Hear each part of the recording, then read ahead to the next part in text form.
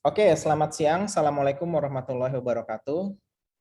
Selamat berjumpa kembali ya di kuliah Machine Learning. Sekarang kita ada di pekan ketiga. Nah, di pekan ketiga ini kita akan implementasi TensorFlow, implementasi neural network untuk regression problem ya, memprediksi nilai continuous menggunakan neural network. Jadi kita akan mulai dengan yang sangat simpel sekali, dengan yang sangat sederhana ya. Kita bikin pakai data dummy dulu gitu ya, supaya kalian bisa lihat progresnya, bikin model dari yang paling simpel. Setelah itu kita akan bermain dengan dataset yang lebih besar, dengan data real, dan kita bikin ke model yang lebih kompleks. Jadi harapannya kalian bisa tahu step by step-nya, sehingga nanti fundamental dan basic kalian itu kuat ya. Dan mudah-mudahan kalian bisa membangun model yang lebih bagus gitu ya ke depannya. Oke, berarti ini siang ya. Siang itu kelas A ya. Benar nggak? Atau kelas B? Ya, A, Pak. Oke. Oke, kelas A. Dan kita mau coba neural networks regression. Ya, neural network regression. Jadi silahkan buka Google Colabs-nya, colab.research.google.com, terus rename aja sesuai dengan nama yang kalian suka. Oke, jadi kita seperti biasa, kita mulai dengan import TensorFlow-nya dulu. Dan kita cek ya, kita cek apakah library-nya itu sudah tersimpan, sudah terload ya. Dan kita cek versi berapa yang terload ya. Ikut saya, Pak. Version. Yap.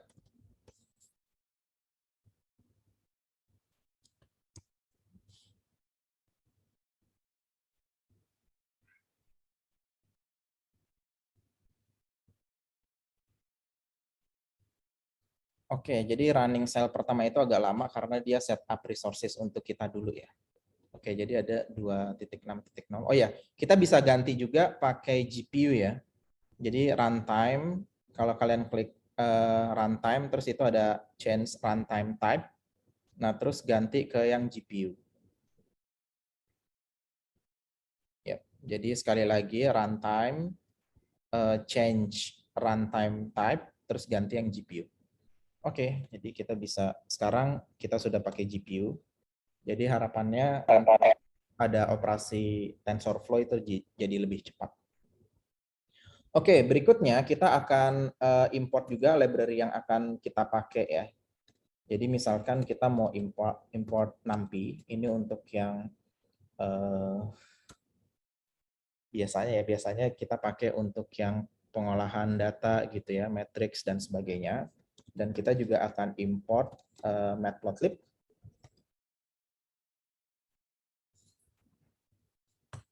Ya, ini untuk bikin image. Ya, plotting image. Oke, all good semuanya? Nggak ada masalah ya? Nggak ada, Pak. Oke. Ada Pak. Sekarang kita mulai. Jadi mulai dengan input output ya. Jadi kita mau prediksi nilai Y, nilai outputnya berdasarkan inputnya nilai X. Jadi konvensionalnya biasanya kalau input ya.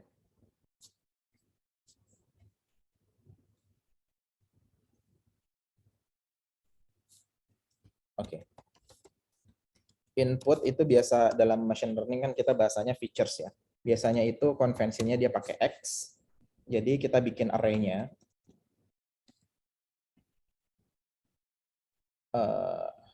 np.array. Ya, kita bikin aja misalkan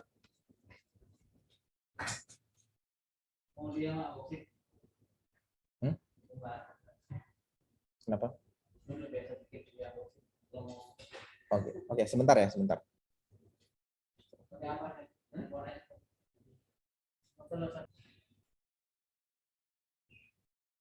Oke, kita lanjutkan ya. Jadi kita mau bikin sebuah array. Jadi input. Coba saya cek dulu apakah suara saya terdengar jelas.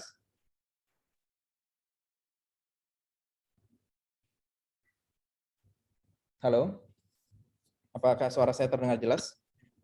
Jelas, Pak. Jelas ya? Oke, good. Jadi misalkan kita ingin membuat sebuah input ya, input atau features. Misalkan kita bikin aja ya. Jadi 2.0 misalkan ya. 5.0 terus 8 11 14 2 5 8 11 14 kemudian 17 1 2 3 4 5 6. Oke. 4 lagi deh. 6 kemudian 20 kemudian 23 dan kemudian 26. Yap, jadi kita bikin inputnya dulu. Oke, 2, 5, 8, 11, 14 dan seterusnya. Terus kita bikin output ya. Output atau kita biasa juga sebut sebagai target ya. Y. Jadi kalau input biasanya pakai X, output biasanya pakai Y. X besar dan Y kecil. np.array misalkan ini adalah 12, 15, 18, 21, 24, 27, 30, 33. Oke. 1, 2, 3, 4, 5, 6, 7, 8. Dua lagi ya. 1, 2, 3, 4, 5, 6, 7, 8. Oke. Ini 36, 39.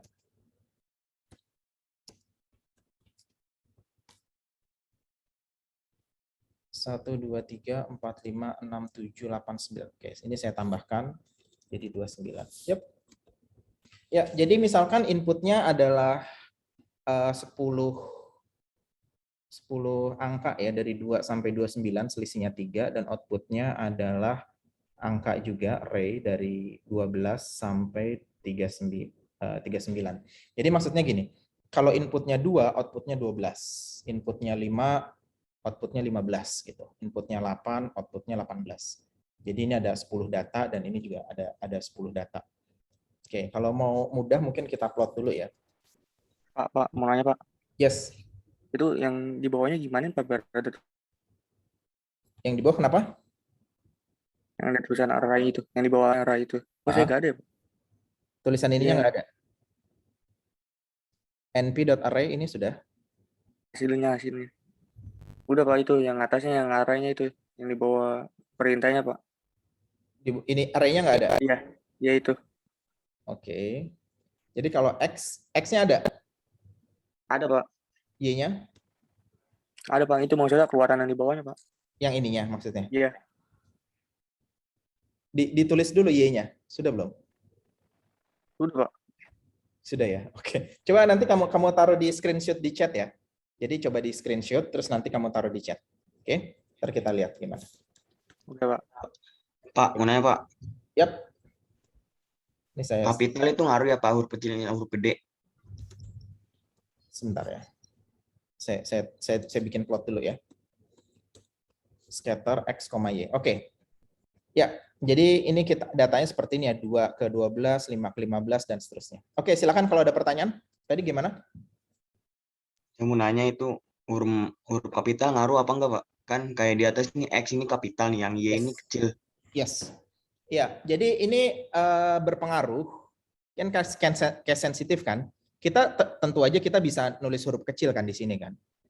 Yang penting ke bawahnya itu kecil. Cuma konvensi di machine learning itu biasanya untuk input itu pakai kapital. Oke, nama variabel kan bebas kan. Yang penting huruf, angka, underscore gitu kan. Besar kecilnya juga terserah kita. Cuma kan kita mau bikin sesuai dengan konvensi gitu, yang biasa dibuat oleh komunitas. Oke. Nah, di komunitas itu kebiasaannya adalah untuk input itu pakai huruf kapital dan untuk output itu pakai huruf kecil. Lowercase, uppercase dan lowercase. Oke. Aku upload saya error ya. Kalau error coba tadi kan ada yang nanya array-nya nggak kelihatan, terus ada yang error. Coba ditaruh di Ini saya Stack Overflow, Pak. ditaruh di ini ya, ditaruh di apa namanya? Ditaruh di chat ya. Pastikan jumlahnya tuh ada 10 ya. Ini kan saya ada 10 nih. 2, 5, 8 sampai 29. Terus ini juga. Jadi sama-sama jumlahnya ada 10. Ini dari 2 sampai 29, ini dari 12 sampai 39. Ya, pastikan jumlahnya ada 10.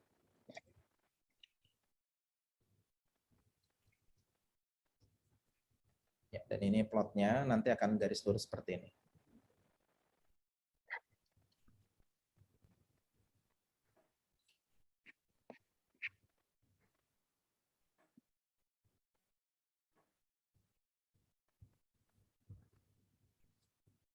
Oke, ada pertanyaan lain? Coba diambil screenshot tadi yang error ya, terus ditaruh di chat. Jadi kita bisa lihat.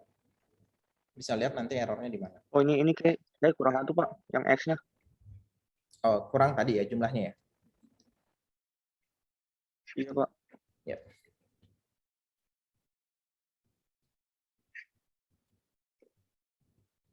All good semuanya? Udah Oke ya? bisa, Pak. Oke, udah bisa. Good. Jadi ini kita visualize the output. Visualize the data. Ini kita visualisasikan. Ya, jadi ini inputnya, ini outputnya, dan ini adalah hasil dari visualisasinya. Oke.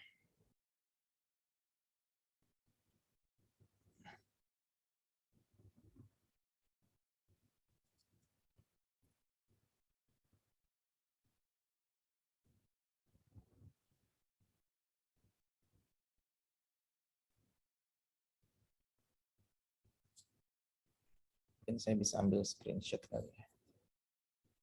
Kalau kalian tertarik untuk lihat, misalkan ketinggalan ya, kalian bisa lihat saya taruh di screenshot ya.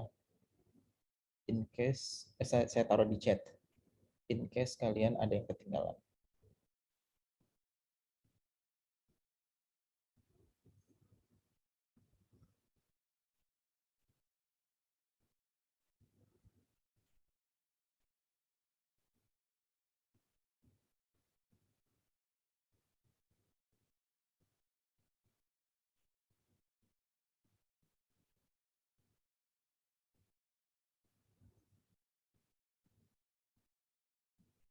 Yap, jadi kalian bisa lihat kode saya di situ ya. Oke, good. Nah sekarang, jadi kalian udah ada gambaran ya. Inputnya demikian, outputnya demikian. Yap.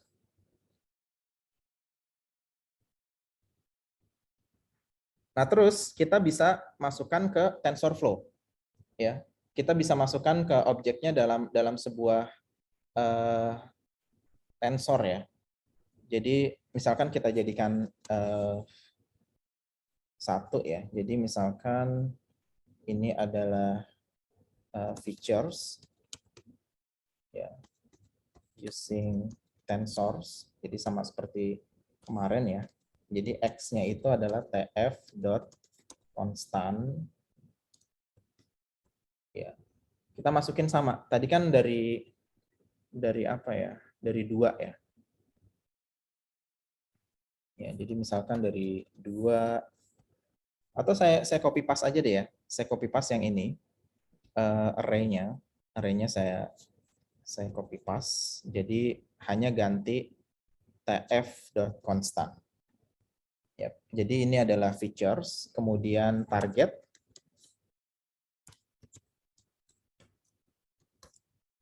Target using tensors. Yep. Ini y-nya tf.constant. Oke, again saya copy paste nilainya yang tadi ya.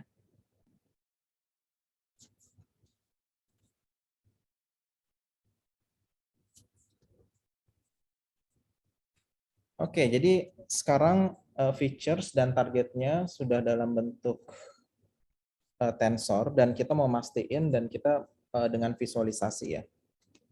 Visualize the data. visualize the data. Jadi ini adalah features and target. Ya, jadi plt.scatter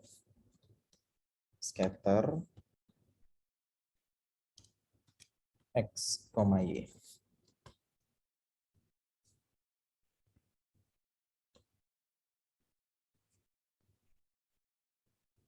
Ya, jadi ini sama persis dengan yang sebelumnya, cuma sebelumnya itu kita pakai NumPy ya. Sekarang ini udah dalam bentuk tensor. Ya, jadi tadinya tuh np.array, terus kita masukkan array-nya. Sekarang tf.constant. Oke ya.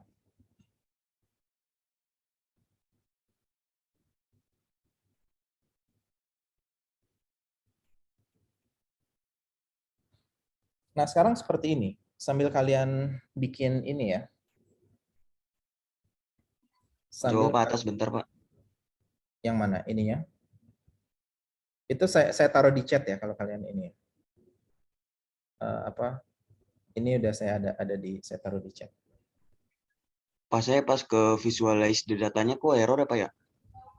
Error, oke. X, Y ini udah keluar X sama Y-nya. Udah keluar Pak. Panjangnya sama nggak 10 sama 10?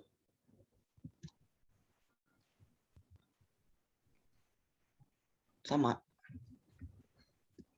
Oke, coba ditaruh aja di chat. Ya, kamu coba taruh aja di chat ya. Terus nanti kita lihat apa error message-nya. Oke.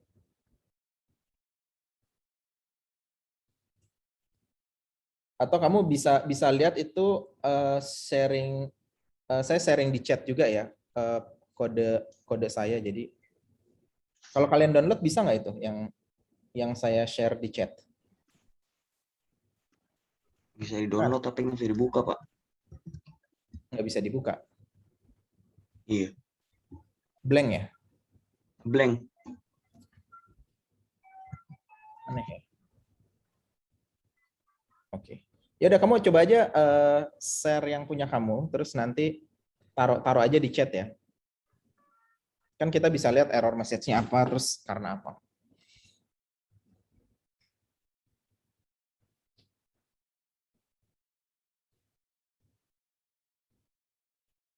Oke, nah sekarang kita akan coba modeling di TensorFlow. Ya, jadi kita akan coba modeling di TensorFlow. Apa mau nanya dong Pak? Ya. Itu yang tadi sama yang sekarang bedanya apa ya Pak? Kok sama aja Pak grafiknya? Iya, sebentar ya. Iya, jadi yang atas sama yang bawah grafiknya sama aja karena data yang kita masukkan sama saja. Oke. Nah, cuma yang atas itu ini bentuknya adalah NumPy array. Jadi tipe datanya adalah NumPy. Tapi kalau ini tipe datanya adalah tensor. Ya, jadi misalnya saya masukkan X. Nah, sekarang dia dalam bentuk tensor. Oke. Kalau tadi dia bentuknya array, NumPy array. Apa keunggulannya pakai tensor? Keunggulannya adalah kita bisa eksekusi di GPU, Graphical Processing Unit. Tensor bisa juga dipakai di CPU, cuma nggak secepat kalau di GPU. Gitu. Jadi tipe datanya. Kalau NumPy array itu hanya bisa di CPU ya. Jadi dia nggak dapat advantage kalau di GPU. Yep, gitu. Jadi tipe datanya yang beda. Grafiknya tetap sama karena nilainya sama. Oke? Kasih Pak. Ya. Nanti kalau kalian semakin banyak bermain ya, nanti kalian akan lihat bedanya kalau running di GPU sama di CPU. Ya. Jadi mungkin di GPU bisa hanya nggak nyampe 1 jam, tapi kalau pakai CPU itu bisa 2 minggu gitu ya. Kalau misalkan kalian bermain dengan image processing dan image-nya datanya besar gitu, 1 juta misalkan, training example. Jadi itu baru kerasa. Oke. Nah, makanya kita belajar TensorFlow karena sekarang ini adalah state of the art, banyak algoritma machine learning yang dibangun di situ, itu alasan pertama. Terus alasan kedua, karena cepat ya. Eksekusinya tuh nanti training prosesnya itu cepat. Ya, jadi sekarang bentuknya itu dia udah pakai tensor. Yap, jadi kita akan bikin model ya, model untuk memprediksi ini. Jadi stepnya tuh ada 3. Yang pertama kita bikin modelnya tentu, create a model. Nah terus yang kedua kita compile modelnya. Dan yang ketiga kita fit. Ya, jadi kita bikin dulu modelnya, terus kita compile, terus kita jalankan. Ya, fitting ya. Jadi parameternya itu di fitting. Oke. Nah, sekarang kita akan bikin modelnya ya. Jadi kita create model. Namanya bebas, misalkan di sini saya kasih nama aja model ya. Model tf.keras. Nah, keras ini adalah library yang dibangun di atas TensorFlow. Jadi banyak algoritma yang sudah banyak modul-modul ya, modul-modul perhitungan atau multiplikasi layer-layer yang sudah dibangun di keras. Jadi kita tinggal pakai aja. Terus ini model bentuknya adalah sekuensial. Jadi misalkan dari input layer, hidden layer, terus nanti ke output layer. Jadi sekuensial gitu. Serial. Yap, nanti saya akan jelaskan satu-satu. Jadi seiring dengan ngoding saya jelaskan satu-satu ya. Jadi ini ada tf.keras, terus layers, ya, terus dense. Nah di sini kita satu ya. Jadi jumlah hidden unitnya adalah 1.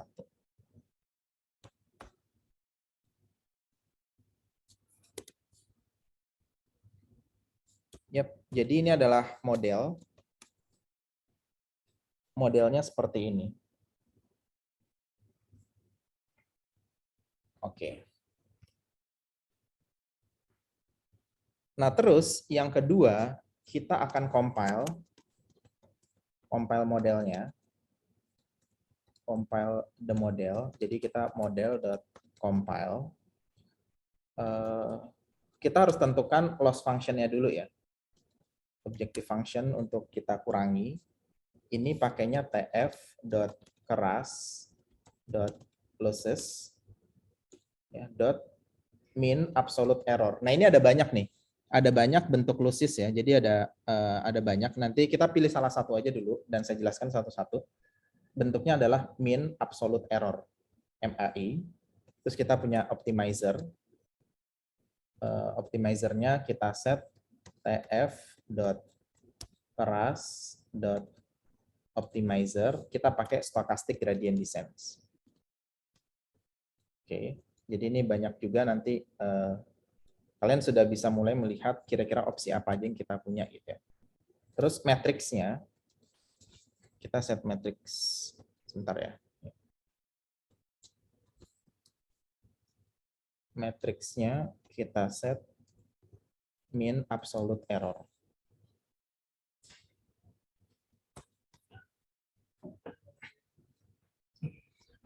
Oke. Ya. Sekarang seperti ini ya, kita lihat modelnya.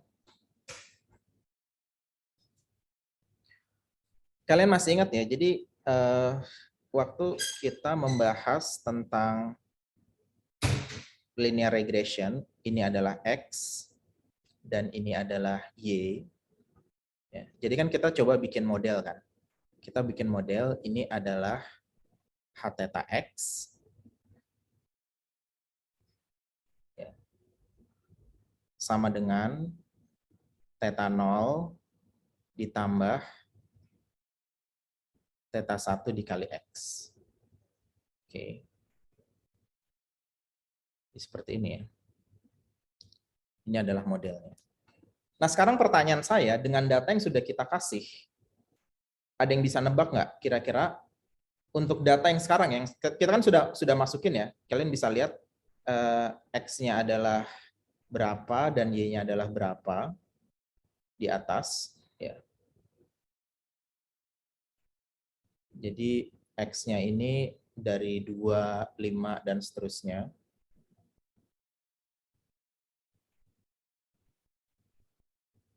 Terus kalau Y-nya itu dari berapa tadi? 12 ya?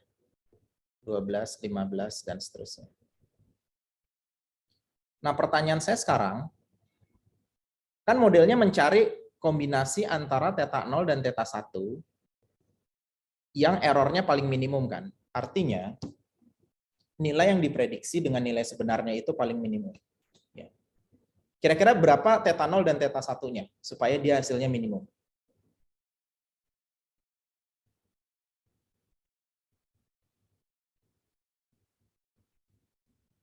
Ada yang tahu? Atau saya ganti pertanyaannya menjadi lebih simpel deh. Misalkan saya bikin seperti ini. Y sama dengan berapa X gitu. Biar hasilnya pas. Kira-kira apa hubungan antara X dengan Y gitu deh. Misalkan kalian ikut tes apa TPA gitu. Tes EQ atau apa gitu. Kira-kira hubungan X dengan Y apa?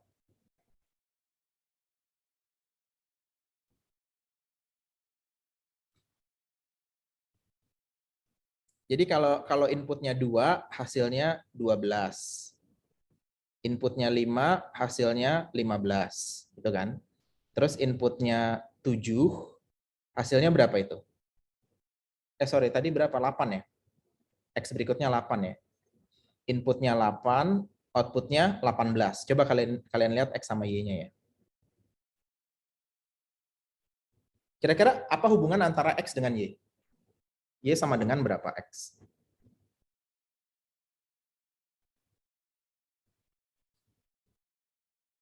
Kalau saya kasih X-nya 25, kira-kira Y-nya berapa?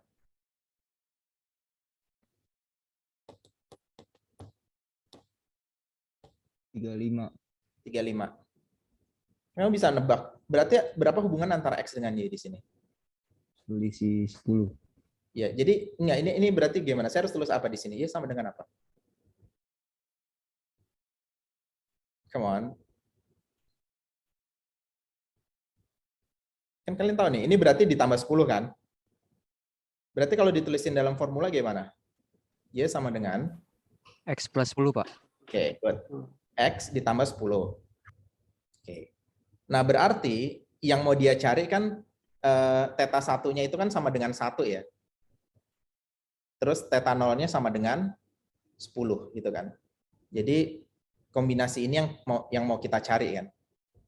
Gimana caranya dapat sebuah model, di sini kan model ya. Model yang inputnya adalah X dan outputnya adalah Y. Dan yang dilakukan di sini adalah dikali 1, ya, terus ditambah 10. Nah, ini kan yang mau kita cari kan. Model seperti ini gitu. Nah, ini dikalinya itu adalah parameter yang theta 1, ditambahnya adalah yang 10. Nah, jadi kan kita mau cari dua parameter ini kan, theta 0 dan theta 1. Berapa sih supaya modelnya itu bisa memprediksi dengan optimal ya.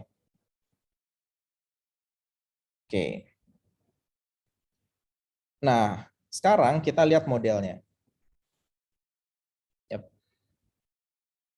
Model ini adalah sekuensial. Sekuensial tuh maksudnya gini. Jadi ada input, terus nanti ada layer 1 gitu kan. Terus kita bisa masukin layer 2 sampai seterusnya ya, sampai akhirnya itu adalah output. Ya, sampai akhirnya itu adalah output. Jadi layer 1, layer 2, layer 3 ini sekuensial gitu. Sekuensial. Maksudnya seperti itu. Jadi ini layer yang pertama. Nah, dense itu seperti neural network ya. Jadi ada berapa, pertama kita tentukan berapa layer. Karena ini cuma satu ya. Ini kan kita satu nih layernya nih. Cuma yang ini aja ya. Cuma yang ini aja. Berarti kita hanya pakai satu layer. Terus kita tentukan 1 di sini, berarti nodes-nya cuma 1. Nah, ntar kita bisa tambahkan nih, tambahkan beberapa layer. Oke, terus yang kedua, jadi ini modelnya seperti itu ya. Jadi modelnya sangat simple. Kalau ini modelnya ya cuma input. Ya, terus nanti ada layernya cuma 1 di sini, 1 layer. Dan di layer ini cuma ada 1 hidden nodes ya. Hidden nodes, terus nanti dia keluar output. Outputnya adalah Y. Nah, ini adalah model yang dibangun di sini. Jadi input ini cuma ada 1 ya, cuma ada 1 kan kita bisa bikin 2, kita bisa bikin 3 dan segala macam, cuma kita cuma 1 di sini. Nah, berarti ini kan ada bobotnya ya. Bobotnya di sini adalah yang theta 1 di sini X-nya, terus dia ada bias kan. Ada bias ini adalah yang theta 0. Oke, jadi ini 1 gitu kan. Jadi X-nya dikali theta 1 ditambah 1 dikali theta 0. Ya. Jadi modelnya sangat simple. Oke. Nah, terus kita bicara soal mean absolute error. Mean absolute error, jadi misalkan kita punya nilai sebenarnya Y, nilai yang kita prediksi adalah Y hat seperti ini ya. Nah, kan kita punya error ya. Nah, absolute error itu adalah berapa nilai yang sebenarnya dikurangi nilai yang kita prediksi, dan kita ambil positifnya aja gitu. Jadi nggak ada yang negatif. Jadi misalkan nilainya 1 diprediksi 0, ya udah berarti 1. Nilainya 0 diprediksi 2. Oke. Ya udah berarti absolute errornya 2 gitu kan. Nilainya 10 diprediksi 8. Oke, berarti ini 2. Nah, jadi maksudnya absolute error adalah selisih, cuma kita nggak mikirin plus atau minus.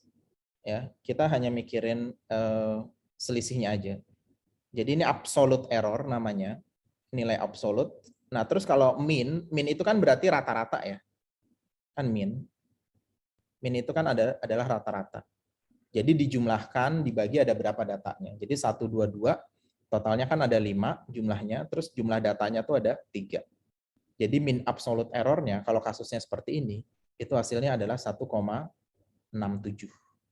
Oke. Nah, ini yang mau kita minimalisir nih. Gimana caranya ini seminim mungkin? Karena kalau ini seminim mungkin berarti kan absolute errornya 0 kan, mendekati 0. Mendekati 0 itu hanya tercapai jika nilai yang diprediksi itu sedekat mungkin dengan nilai yang sebenarnya. Ya, jadi itu kita coba untuk meminimalkan mean absolute error.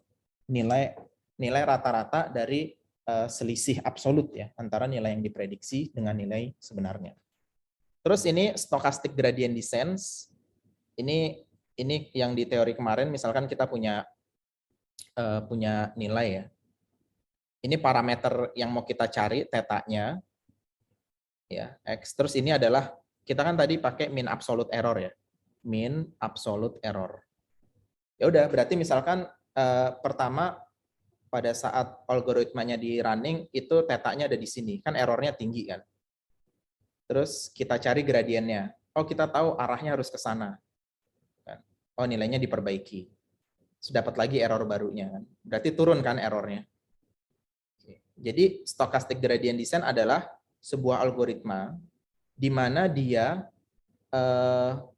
merubah ya, mengupdate parameternya tadi sedemikian rupa sehingga nilai yang kita tuju ya mean absolute errornya itu mendekati 0. Kan kalau kita bisa ngelihat ya, oh ini adalah X ditambah 10. Sampai kan gimana caranya kita buat algoritma yang dia bisa belajar supaya dapat nilai theta tuh theta 0-nya tadi 10 gitu ya. Nah itu. Jadi demikian ya. Jadi ini yang mau kita minimalisir dan ini yang adalah algoritma yang mengupdate parameternya sehingga nilai ini bisa minimum. Oke.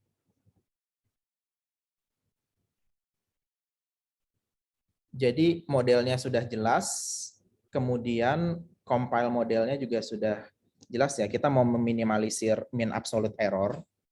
Jadi mungkin saya bikin komen aja di sini ya. Ini kita coba MAE itu adalah mean absolute error. Terus kalau SGD itu adalah stochastic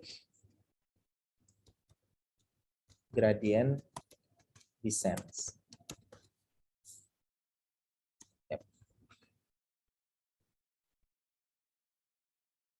Oke. Jadi kita sudah dapat modelnya, kita sudah compile modelnya. Nah, sekarang tinggal kita fitting ya. Fit the model.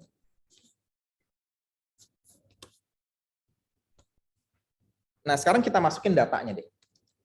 Ya, model.fit. Tadi masukin datanya X-nya sama Y-nya ya. Terus kita bikin epochnya. Jadi berapa kali kita training, misalkan epochnya kita set 5. Oke, run.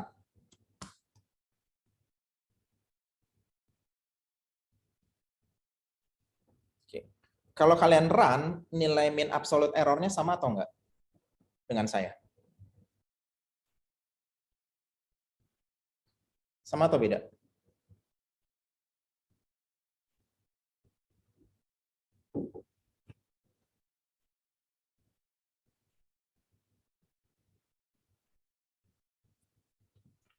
Beda, Pak. Beda ya? Beda. Berapa kamu dapatnya? Di akhirnya berapa? Ya, akhirnya 24,93. Berapa? 24,93. 24, oke. Jadi nilai saya dengan nilai Anda beda. Dan ini nggak bagus ya. Soalnya apa? Ketika saya klaim sekian, hasilnya bisa beda. Bahkan kalau saya running ulang, itu hasilnya bisa beda lagi. Ya kan? Ini 4. Jadi hasilnya nggak stabil ya. Beda-beda. Yep. Nah, ini karena si neural network-nya tadi, ya, dense yang di sini, itu kan dia awalnya itu bobotnya di random. Terserah deh mau mulai dari mana, yang penting nanti dapetin nilai yang minimum. Ya. Jadi ini kalau kita running berkali-kali, itu hasilnya beda-beda. Dan ini nggak bagus ya. Karena kalau kalian nanti bikin project, misalkan, kan kalian bikin klaim kan, oke, saya bikin algoritma yang errornya sekian, atau yang akurasinya sekian. Ternyata begitu saya running, saya tes, nggak dapet tuh, gitu kan, beda hasilnya. Nah, itu nggak bagus. Nah, makanya di sini, supaya hasilnya selalu sama, reproducible, kita harus set random seed. Jadi supaya hasilnya itu selalu sama ya, reproducible. Jadi ini for reproducible result. Jadi hasilnya selalu sama. Jadi kita set random seed. Jadi tf.random set seed. Oke. Nah, ini bebas. Angkanya terserah kalian. Cuma kita isi tahun sekarang aja. Jadi kalau kalian mau sama dengan saya, isinya dengan angka yang sama. Yep. Nah, sekarang hasilnya harusnya sama. Coba sama nggak kalian dengan saya? Saya itu 119199. Dan kalau saya execute berulang-ulang, itu hasilnya tetap sama. Sama, Pak. Sama ya. Oke, good. Nah, berarti sekarang kita sudah dapat modelnya. Oke. Nah, terus kita bisa melakukan prediksi ya. Kita bisa melakukan prediksi. Coba saya ulang lagi. Tadi X sama Y-nya itu berapa? X dan Y-nya kan sekian ya. Jadi kalau 2 diprediksi 12, 5, 15, 8, 18, 11 itu 21 dan seterusnya. Tadi misalkan misalnya ini berapa? 32 ya. Jadi misalkan berikutnya kan 32. Kalau misalkan inputnya 32, berarti outputnya harusnya berapa? Idealnya. Kalau modelnya bagus, kalau misalkan kita kasih input 32, berarti outputnya harusnya berapa?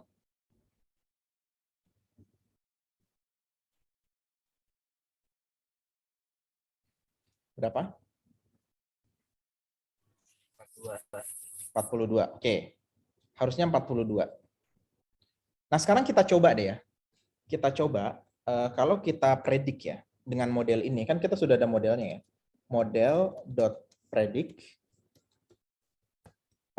kita kasih nilai 32.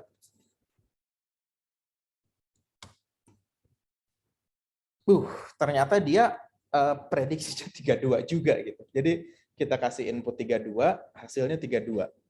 Kalau kita predik nilai yang lain ya, misalkan model.predict. Ya, misalkan kita kasih nilai 35. Kan harusnya ini 45 ya idealnya. Oh, prediksinya 36. Artinya apa? Artinya model kita belum cukup bagus. Ya. Modelnya belum cukup bagus untuk memprediksi hasil itu. Ya. Nah, terus ada banyak ini ya, ada banyak cara untuk. Jadi ini intinya modelnya belum good enough ya, karena belum memberikan prediksi sesuai yang kita harapkan. Oke. Nah, sekarang kita akan masuk coba untuk improve the model.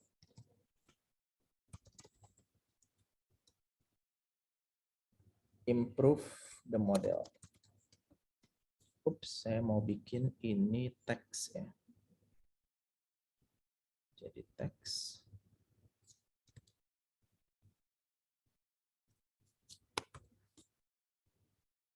Saya hapus dulu aja. Sekarang kita mau improve the model. Ya, kalau tadi kita bikin model, sekarang kita improve the model. Cuma sebelum saya improve the model, saya mau checkpoint dulu ya. Saya mau checkpoint, silahkan kalian ambil screenshot di sini aja nih. Jadi saya sudah tahu bahwa siapa saja yang sudah berhasil bikin modelnya dan dapat mean absolute error-nya 11,9199.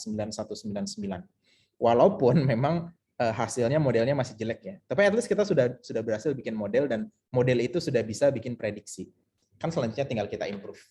Oke, jadi silakan di screenshot dan taruh di chat. Jadi saya tahu siapa saja yang sudah ya. Dari mananya, Pak?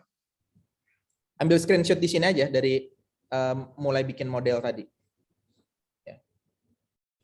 Di sini nih, di modeling with TensorFlow ya. Jadi sampai kelihatan hasil mean absolute error-nya. Jadi intinya sampai kelihatan hasil yang mean absolute error. Jadi saya mau memastikan bahwa semuanya sudah bisa ya. Jadi ada codingan kalian bikin model dan ada hasilnya mean absolute error-nya. Jadi diambil screenshot terus taruh di chat supaya saya tahu siapa saja yang sudah